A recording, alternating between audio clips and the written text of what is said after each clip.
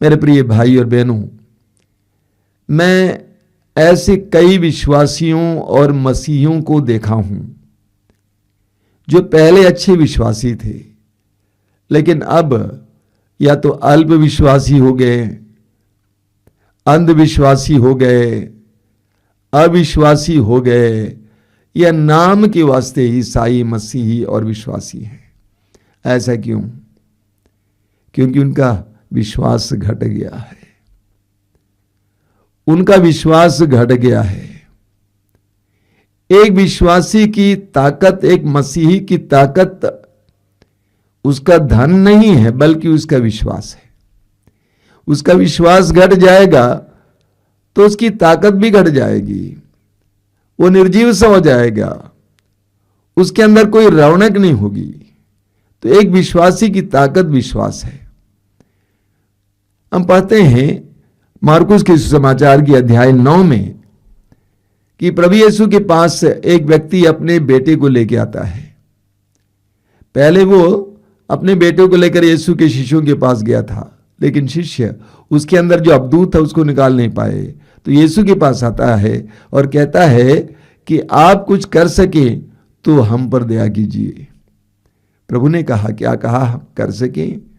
विश्वास करने वालों के लिए सब कुछ संभव है।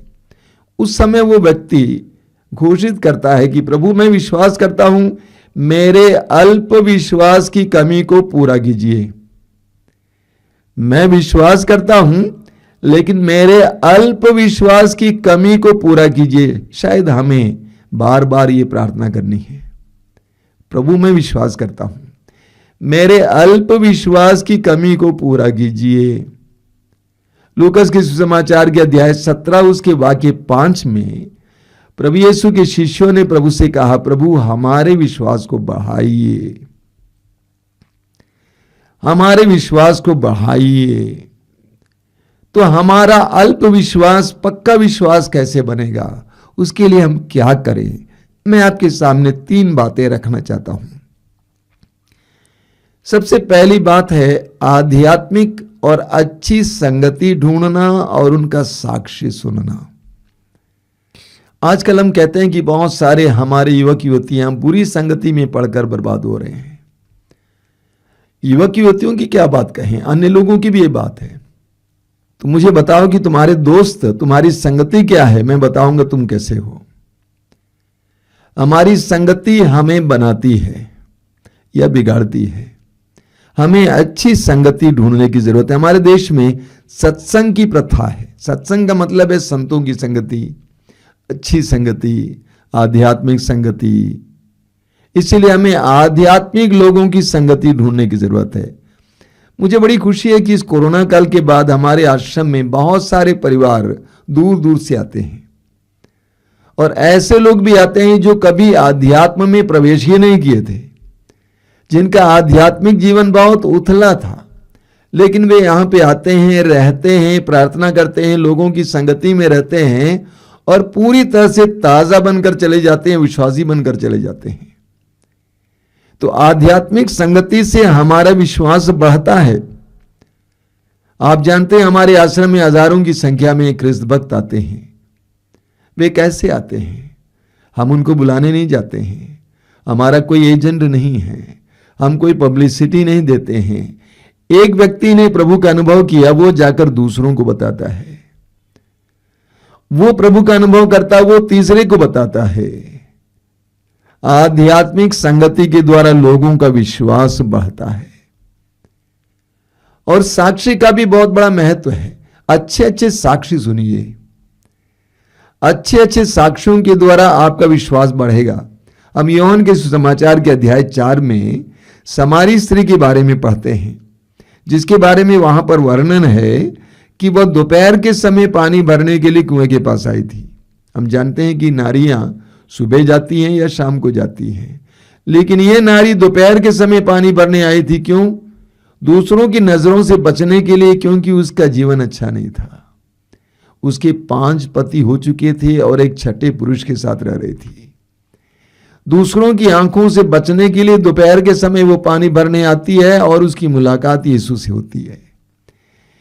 यीशु से वार्तालाप के दौरान उसके अंदर परिवर्तन आता है, यीशु को पहचान लेती है और क्या करती है। वचन में लिखा हुआ है, योहन अध्याय 4 वाक्य 29 में लिखा हुआ है कि वो गांव में जाती है, लोगों से कहती है कि आइए और देखिए उस मनुष्य को जिसने मुझसे वो सब बताया जो मैंने किया है, कहीं वो मसीह तो नहीं है। वाक्य 39 में पढ़ेंगे, वाक्य 39 में लिखा हुआ है, लोगों ने यीशु पर विश्वास किया क्योंकि उस नारी ने कहा कि उसने मुझसे वो सब कहा जो मैंने अपने जीवन में किया है। उस एक नारी के साक्ष्य के द्वारा समारिया के उन गांवों से लोग यीशु के पास आए, यीशु पर विश्वास किए और यीशु को अपने घर पे ले गए, उस नारी के साक्ष्य के द्वारा। मैं अपना एक उदाहरण देता हूं। कई साल पहले की बात है, मुझे एक वीडियो क्लिपिंग देखने का मौका मिला। बहुत साल पहले एक अभिनेत्री है दक्षिण भारत की, और वो भारत की सारी भाषाओं में अभिनय करने की चाह रखती थी और इसीलिए उसने अपने आप को डायरेक्टर्स और प्रोड्यूसर्स के हाथ में दे दिया। अब जवानी बीत गई, जैसे जैसे जवानी बीत रही थी उसके अंदर ग्लैमर कम होता गया और वो अपने में बहुत ज्यादा ग्लानि और अकेलापन महसूस करने लगी। वो शराब पीने लगी, नशे के अधीन हो गई। उनके मित्र उसको एक साधना केंद्र ले गए और वहां पर हजारों लोगों के बीच वो प्रभु के वचन को सुन रही थी और वहां पर उसने सबके सामने ये घोषित किया कि मैंने एक पाप में जीवन जिया लेकिन प्रभु यीशु ने मुझे माफ किया है, मैं शुद्ध हो गई हूं। उस नारी का साक्ष्य मैं सुन रहा था। वो नारी एक टेबल के पास बैठी हुई थी, उसके टेबल पर बाइबल रखी हुई थी, साधारण वस्त्र पहनी थी, साड़ी के पल्ले से अपने सिर को ढकी थी, बड़े शालीन रूप में बैठी थी। जबकि मैंने उसकी फिल्में देखी हैं, शालीन रूप से बैठी हुई थी और उसने कहा कि अंत में मैंने सच्चे आनंद का सच्चा स्रोत पाया। मैंने ये साक्ष्य सुना, सुनते ही मैं विह्वल हो गया, मेरे आंखों से आंसू बहने लगा और मैं उठा और वहां से जाकर एक दूसरे पुरोहित के पास जाकर अपने पापों के लिए माफी मांगा, एक अच्छा पाप स्वीकार किया। अच्छा साक्ष्य हमारे अंदर विश्वास को जगाता है। तो पहली बात है आध्यात्मिक संगति और अच्छे साक्ष्य। दूसरी बात है पवित्र वचन को सुनना।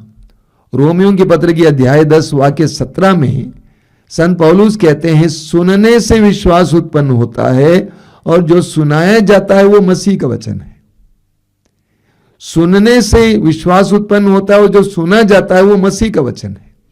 यानी प्रभु के वचन को सुनने से हमारे अंदर विश्वास उत्पन्न होता है। प्रभु के पवित्र वचनों को सुनने से हमारे अंदर विश्वास उत्पन्न होता है। हमारे आश्रम में हजारों की संख्या में लोग आते हैं। लोग कैसे आते हैं? उनको विश्वास का वरदान मिल गया है। कैसे? पवित्र वचनों को सुनने से। पवित्र वचनों को सुनने से और पढ़ने से हमारे अंदर विश्वास जागता है। लूकास के सुसमाचार के अध्याय 5 में एक बहुत सुंदर उदाहरण है। वहां शुरुआत में हम पढ़ते हैं कि प्रभु यीशु गलीलिया के झील पे पहुंच गए। बड़े सवेरे का समय था और उन्होंने देखा कि कुछ मछुए अपने नाव को तट पर चढ़ा के रखे हैं और अपने जाल को साफ कर रहे थे। और प्रभु के चारों ओर बहुत बड़ी भीड़ थी। प्रभु ने सीमोन से कहा कि अपनी नाव मुझे दे दो, नाव पानी में लगाओ, और सीमोन ने ऐसा ही किया।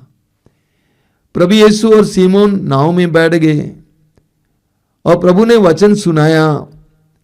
वचन सुनाने के बाद प्रभु ने सीमोन से कहा कि अपनी नाव गहरे पानी में ले चलो और मछली पकड़ने के लिए जाल डालो।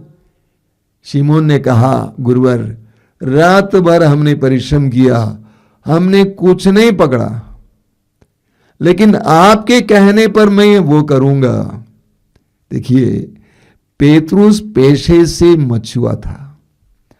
उसको बचपन से मालूम था कि कैसे मछली पकड़ना है, कहां मछलियां होती हैं, क्या लक्षण होता है। उसको यह भी शायद मालूम था कि यीशु एक बढ़ई का बेटा है, बाही है। बढ़ई नाव बना सकता है लेकिन मछली नहीं पकड़ सकता है, उसकी कला उसके पास नहीं है।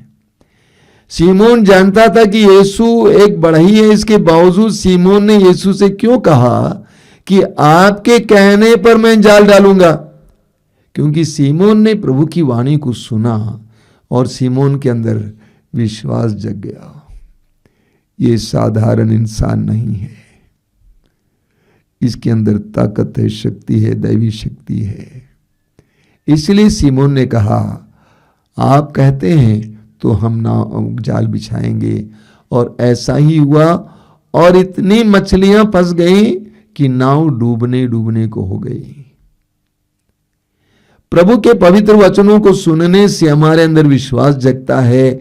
विश्वास जगने पर हम प्रभु के आदेश का पालन करते हैं। आदेश का पालन करते हैं तो हमारे जीवन में चमत्कार होते हैं। वास्तव में रिट्रीट सेंटर्स में, साधना केंद्रों में यही होता है। साधना केंद्रों में लोग जो अविश्वासी हैं, विश्वास जिसके अंदर कम है, वे जाते हैं और प्रभु के वचनों को सुनते हैं। लंबे समय तक प्रभु के वचनों को सुनने से उनके अंदर विश्वास उत्पन्न होता है। विश्वास उत्पन्न होते ही उनके अंदर प्रभु के आदेश का पालन करने की इच्छा होती है, पालन होता है, उनके जीवन में चमत्कार और चिन्ह प्रकट होते हैं। यही सच्चाई है। प्रभु के वचनों को सुनना, प्रभु के वचनों को सुनने से हमारे जीवन में विश्वास उत्पन्न होता है, हमारे जीवन में चमत्कार देखने को मिलता है। पिछले 2-3 वर्षों से, कोरोना काल से लेकर हम ये कार्यक्रम प्रसारित कर रहे हैं। कई लोगों ने, अनगिनत लोगों ने कहा कि इन कार्यक्रमों को देखने के बाद, इन वचनों को सुनने के बाद उनके अंदर विश्वास जग गया है, उनके अंदर एक आध्यात्मिक चेतना आ गई है, प्रभु के आदेश का पालन करने की उनके अंदर ललक आई है।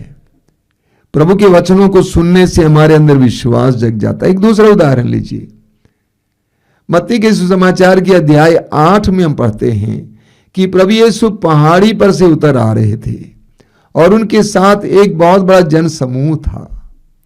एक कोढ़ी यीशु के पास आता है, दंडवत करता है और कहता है कि आप चाहें तो मुझे शुद्ध कर सकते हैं। प्रभु ने कहा मैं यही चाहता हूं, शुद्ध हो जाओ, और उसी वक्त वो चंगा हुआ, शुद्ध हुआ। अब मेरा सवाल आपसे यह है कि प्रभु यीशु पहाड़ी पर से उतर आ रहे थे। पहाड़ी पर प्रभु यीशु क्या कर रहे थे? पहाड़ी पर प्रभु यीशु क्या कर रहे थे? मत्ती अध्याय 5 में हम पढ़ते हैं कि प्रभु ने एक बहुत विशाल जनसमूह को देखा और वो पहाड़ी पर चढ़े और वचन सुनाने लगे। अध्याय 5 में वचन है, अध्याय 6 में प्रभु की शिक्षा है, अध्याय 7 में प्रभु की शिक्षा है, और 8 में हम देखते हैं कि प्रभु यीशु उतर आते हैं।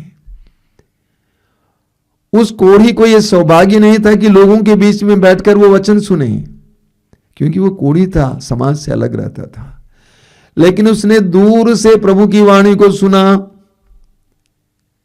दूर अकेले बैठकर उस कोढ़ी ने प्रभु की वाणी को सुना। वाणी को सुनने के बाद कोढ़ी के अंदर विश्वास जग गया और कहा कि संसार का कोई भी वैद्य मुझे चंगा नहीं कर सकता है, लेकिन ये मुझे चंगा कर सकता है। और उसने यीशु के पास आया और कहा कि प्रभु आप चाहें तो मुझे शुद्ध कर सकते हैं, और ऐसा ही हुआ। प्रभु ने कहा मैं चाहता हूं कि तुम शुद्ध हो जाओ। उसी वक्त वो चंगा हुआ। विश्वास जगता है सुनने से, और विश्वास के द्वारा चमत्कार होते हैं। हमारे आश्रम में एक भाई आते हैं, मैं उनका नाम लेना नहीं चाहता हूं। एक भाई पिछले 5-6 वर्षों से आते हैं, पढ़े लिखे हैं, पोस्ट ग्रेजुएट हैं, अध्यापक थे।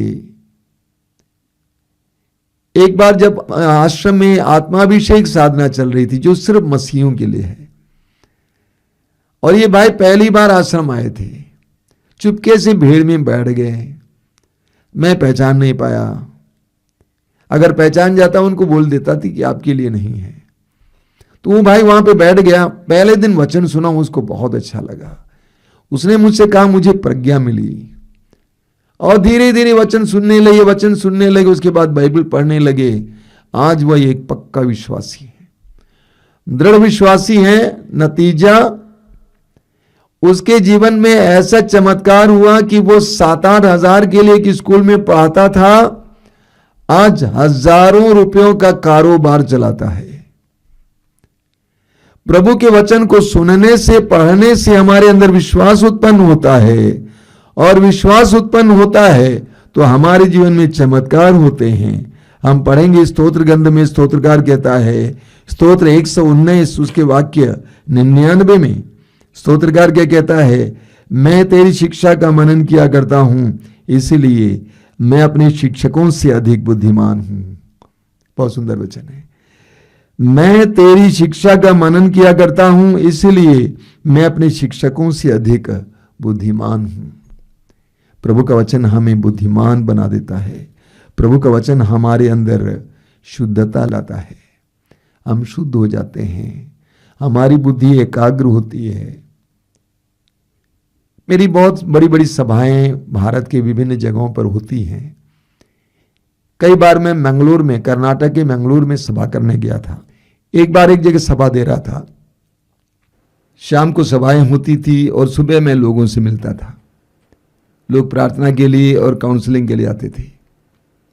इस कार्यक्रम के बारे में पूरे शहर में बड़ी बड़ी पब्लिसिटी हुई थी। एक भाई बस में बैठा हुआ था, उसने देखा ऐसे कार्यक्रम के बारे में पब्लिसिटी, और उसमें मेरी तस्वीर थी। और वो भाई मुझे ढूंढकर उस जगह पहुंच गए जहां पर मैं रह रहा था। वह मेरे कमरे में आए। उन्होंने कहा कि मैं आपसे प्रार्थना मांगने नहीं आया हूं, बल्कि मैं आपको धन्यवाद देने के लिए आया हूं। मैंने कहा क्यों? मैं तो आपसे पहली बार मिल रहा हूं। उसने कहा कि मैं आर्मी में था, सेना में था, बहुत पीता था। मैंने वॉलंटरी रिटायरमेंट ले लिया, जल्दी निवृत्त हुआ। घर आने पर भी बहुत पीता था। इसके साथ साथ एक गंदी आदत मेरे अंदर आ गई कि मैं नारियों के पीछे जाता था। मैं परेशान था, मेरे परिवार के लोग परेशान थे। एक दिन की बात है कि मैं मोबाइल खोला, उस समय आपके प्रवचन मोबाइल में डाले हुए थे। यूट्यूब में मैंने देखा कि क्रूस है, यीशु की तस्वीर है, तो मुझे लगा कि क्रिश्चियन प्रोग्राम है। वो मसीह भाई थे और उन्होंने कहा कि मैंने सारे आपके प्रवचनों को अपने मोबाइल में डाउनलोड किया। एयरफोन लगाकर मैं सुनने लगा। मैं आपको धन्यवाद देने के लिए आया हूं। 1 साल बीत गया, आज तक मैंने दारू नहीं पिया। पवित्र वचन को सुनने से हमारी बुद्धि प्रकाशित होती है, हमारी आत्माएं शुद्ध हो जाती हैं।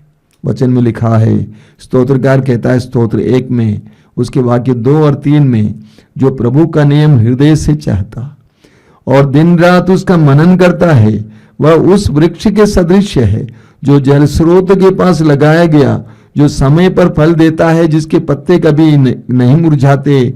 वह मनुष्य जो भी करता है सफल होता है।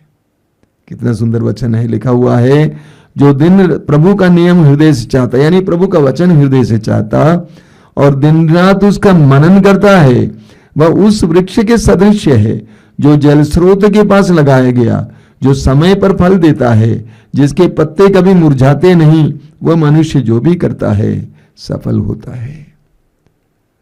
प्रभु के पवित्र वचन के द्वारा हमें विश्वास मिलता है, हमारे जीवन में फर्क आता है, हमारे जीवन में प्रगति आती है। प्रवक्ता ग्रंथ उसके अध्याय 51 वाक्य 21 और 22 में बहुत सुंदर वचन है। प्रवक्ता ग्रंथ अध्याय 51 वाक्य 21 और 22 में लिखा हुआ है, मैंने थोड़े समय तक उस पर कान दिया था, मैंने थोड़े समय तक उस पर कान दिया था और मुझे प्रचुर मात्रा में शिक्षा मिली। मैं उसी के कारण प्रगति कर सका। मैं एक बार और पढ़ता हूं, वचन में लिखा है, मैंने थोड़े समय तक उस पर कान दिया था और मुझे प्रचुर मात्रा में शिक्षा मिली। मैं उसी के कारण प्रगति कर सका।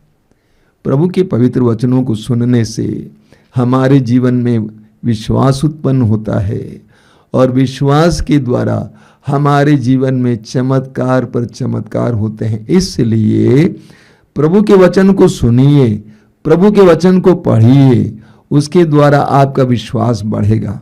तीसरी बात है वो है प्रार्थना। विश्वास के लिए आवश्यक तीसरी बात है प्रार्थना। प्रार्थना विश्वास को जिंदा रखती है। प्रार्थना विश्वास को जिंदा रखती है। प्रार्थना घटी, विश्वास घटा। प्रार्थना घटी, विश्वास घटा। ईश्वर के साथ रिश्ता कम है तो विश्वास भी कम है। तो विश्वास को जिंदा रखने के लिए हमें प्रार्थना की आवश्यकता है। प्रभु यीशु का उदाहरण लीजिए। बड़े सवेरे भोर होने से पहले प्रभु प्रार्थना में लीन थे। रात के समय प्रभु जाग कर प्रार्थना किया करते थे, उपवास करते हुए प्रार्थना किया करते थे, लोगों को छोड़कर एकांत में जाकर प्रार्थना किया करते थे। प्रार्थना के द्वारा प्रभु यीशु अपने ईश्वर पिता से जुड़े हुए थे कि वे विश्वास से भरपूर थे। वे विश्वास से भरपूर थे, चमत्कार और चिन्ह प्रकट करते थे। जरा सोचिए, पानी को अंगूरी में परिवर्तित करना, आंधी को शांत करना, पानी पर चलना, विश्वास के बलबूते। प्रार्थना के द्वारा हमारा विश्वास बढ़ता है। यशायाह नबी के ग्रंथ के अध्याय 40 में हम पढ़ते हैं, उसके वाक्य 30 और 31 में।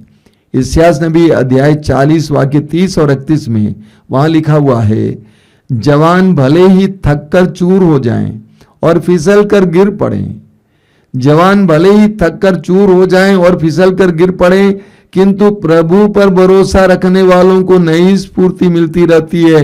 वे गरुड़ की तरह अपने पंख फैलाते, वे दौड़ते रहते हैं किंतु थकते नहीं, वे आगे बढ़ते हैं पर शिथिल नहीं होते। प्रभु पर भरोसा रखने वालों को नई स्फूर्ति मिलती रहती है। अंग्रेजी में इसका अनुवाद कुछ अलग है। वहां भी लिखा हुआ है, Those who wait for the Lord shall renew their strength। यानी जो प्रभु की प्रतीक्षा में रहते हैं, प्रभु के सामने उपस्थित रहते हैं, प्रार्थना में प्रभु की उपस्थिति में रहते हैं, उनको नई स्फूर्ति मिलती रहती है। प्रार्थना हमारे अंदर ऊर्जा लाती है, हमारी निराशा को आशा में बदल देती है। प्रार्थना हमारे जीवन में ऊर्जा लाती है, ताकत लाती है, हमारे विश्वास को जिंदा रखती है। इसीलिए मैं कहूंगा, प्रार्थना घट जाएगी तो विश्वास भी कम हो जाएगा। ये सीधा गणित है। प्रार्थना घट गई, विश्वास कम हो गया। कई विश्वासियों से मैं मिला हूं जो प्रार्थना नहीं करते हैं। पारिवारिक प्रार्थना होती ही नहीं, व्यक्तिगत प्रार्थना भी नहीं होती है। कुछ लोग कहते हैं याद करते हैं। मैं उनसे कहता हूं, याद तो तुम अपने दुश्मनों को भी करते हो। प्रार्थना नहीं करते हैं, प्रभु के साथ जुड़ते नहीं, प्रभु की आराधना नहीं करते हैं, प्रभु की स्तुति नहीं करते हैं, प्रभु के वचनों को नहीं सुनते हैं, प्रार्थना के लिए समय नहीं निकालते हैं। उनका विश्वास तुच्छ है, कुछ बहुत कम हो जाता, अल्प हो जाता है, ना के बराबर हो जाता है। तो प्रार्थना कम हो गई तो विश्वास कम हो जाता है। इसीलिए हमें प्रार्थना बढ़ाने की जरूरत है। हम पढ़ेंगे, स्तोत्रकार कहता है स्तोत्र 92 में, स्तोत्र 92 उसमें स्तोत्रकार कहता है, बहुत सुंदर वचन है 14 और 15 में, वे प्रभु के मंदिर में रोपे गए हैं, वे हमारे ईश्वर के प्रांगण में फलते फूलते हैं।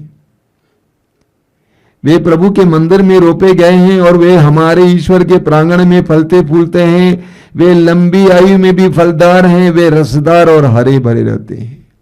कौन? जो प्रभु के मंदिर में रोपे गए हैं। वे फलते फूलते हैं क्योंकि वे प्रभु के मंदिर में रोपे गए, उनकी जड़ें प्रभु के सानिध्य में हैं। वृद्धावस्था में भी वे फल देते हैं और हरे भरे रहते हैं क्योंकि वे प्रभु के सानिध्य में रहते हैं, प्रभु के प्रांगण में रोपे गए हैं, प्रभु की उपस्थिति में रोपे गए हैं। जब हम प्रार्थना बढ़ाएंगे तो हमारा विश्वास भी बढ़ेगा। प्रार्थना में प्रभु के साथ जुड़ जाएंगे तो हमारा भी विश्वास बढ़ जाएगा। तो मैंने आपके सामने 3 बातें रखी हैं अपने विश्वास को बढ़ाने के लिए। इसको बराबर बनाए रखना है। सबसे पहले हमें अपनी संगति ढूंढनी है। मेरी संगति किसकी है? अगर नकारात्मक बातें कहने वाले लोगों से संगति करूंगा, निराशा की बातें कहने वालों से मैं संगति करूंगा, कुछ लोग ऐसे होते हैं जो नकारात्मक होते हैं, अरे कुछ नहीं, बेकार है, धर्म क्या होता है, अरे विश्वास क्या होता है, चर्च क्या होता है, साधना क्या होती है। ऐसे लोगों के साथ आप उठेंगे बैठेंगे तो आपका विश्वास भी लुप्त हो जाएगा। ठीक इसके विपरीत आध्यात्मिक लोगों के साथ साथ उठेंगे बैठेंगे, उसके साथ रहेंगे, उसकी संगति में रहेंगे, उनसे संपर्क में रहेंगे, उनसे फोन द्वारा बात करेंगे, आपका विश्वास भी जगेगा, मजबूत हो जाएगा। और ऐसे लोगों के साक्ष्य को सुनेंगे, सकारात्मक आध्यात्मिक प्रभु के महान चमत्कार और चिन्हों के बारे में साक्ष्य सुनेंगे तो आपका विश्वास बढ़ेगा। दूसरी बात मैंने आपसे कहा, पवित्र वचन को सुनना या पढ़ना। पवित्र वचन सुनने और पढ़ने से आपका विश्वास बढ़ेगा। तीसरी बात मैंने आपसे कहा कि प्रार्थना को बढ़ाना। प्रार्थना घटी, विश्वास घटा, विश्वास घटा, निराशा, उदासी, उम्मीदों की कमी, चमत्कार नहीं, कुछ नहीं। हम विश्वासी बने। प्रभु यीशु ने थॉमस से कहा, अविश्वासी मत बनो, विश्वासी बनो, विश्वासी बनो। हमारे विश्वास को बरकरार रखने के लिए, बनाए रखने के लिए हमें सतत प्रयत्न करना है, क्योंकि वो हमारे लिए ईश्वर के द्वारा दिया गया एक बहुत बड़ा अमानत है। आइए हम प्रार्थना करें। प्रभु यीशु धन्यवाद देते हैं आज के सुंदर दिन के लिए, धन्यवाद देते हैं विश्वास के वरदान के लिए। पवित्र आत्मा को भेजकर तूने हमारी बुद्धि को प्रकाशित किया, हमें विश्वास का वरदान मिला, श्रद्धा का वरदान मिला, भक्ति का वरदान मिला। धन्यवाद। उस विश्वास को बनाए रखने के लिए हमें कृपा दीजिए, उस विश्वास को बढ़ाने के लिए हमें कृपा दीजिए, उस विश्वास को बढ़ाने के लिए प्रभु हमें जो कदम उठाना है वो कदम उठाने के लिए कृपा दीजिए। हमें अच्छी संगति ढूंढने की कृपा दीजिए, लोगों के आध्यात्मिक साक्ष्यों को गंभीरता पूर्वक सुनने के लिए कृपा दीजिए, तेरे दिव्य वचनों को, पवित्र वचनों को सुनने और पढ़ने के लिए कृपा दीजिए, प्रार्थना के द्वारा तेरे साथ जुड़ने के लिए कृपा दीजिए। धन्यवाद है प्रभु, धन्यवाद। तेरी स्तुति, तेरी महिमा, तेरी आराधना। धन्यवाद यीशु, धन्यवाद।